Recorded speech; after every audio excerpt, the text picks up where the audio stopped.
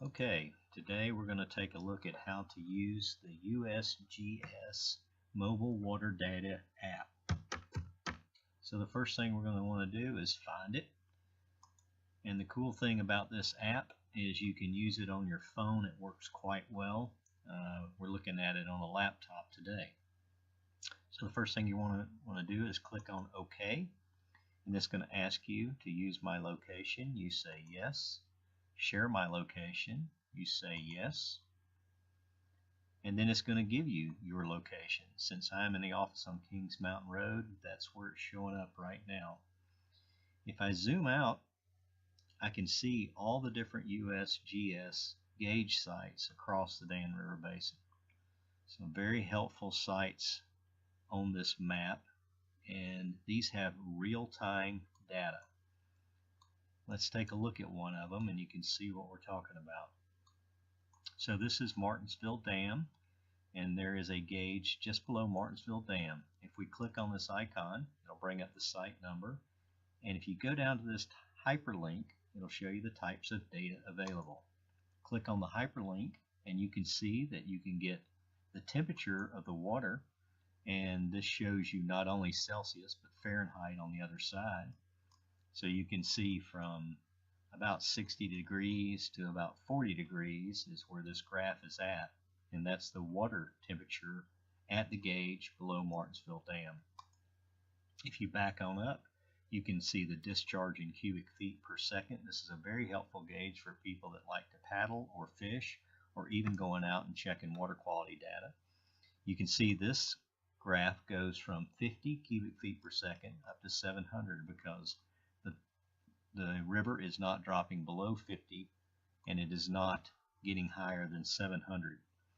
Now at times when we have floods, you will definitely see this a lot higher.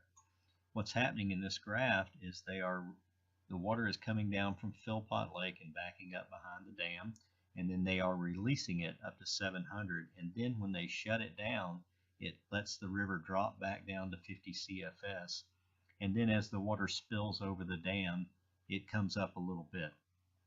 Now on the weekend, the only thing coming through is the stuff that's coming down from Philpott at about 160 CFS. So you can see that's what this line across here is over the weekend. It's just a steady flow.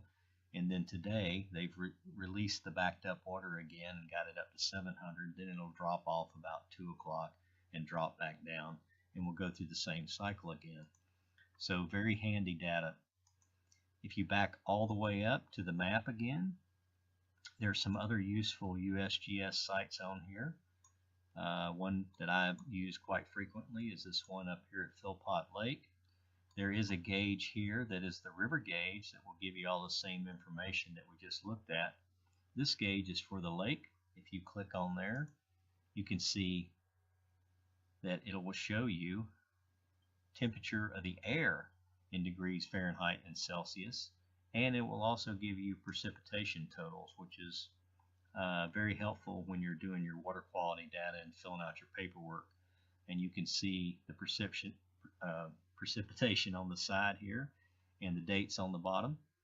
And so we've had less than 0.06 inches, which is very minimal precipitation over the past few days. So that's a very helpful piece of data there. If you go all the way back, you can get right back to the map again, and you can zoom out and find the location that best suits your needs. This is a fun map to explore the different gauges across the basin and see what's going on in our local rivers, and it definitely helps you out with paddling, fishing, and water quality monitoring.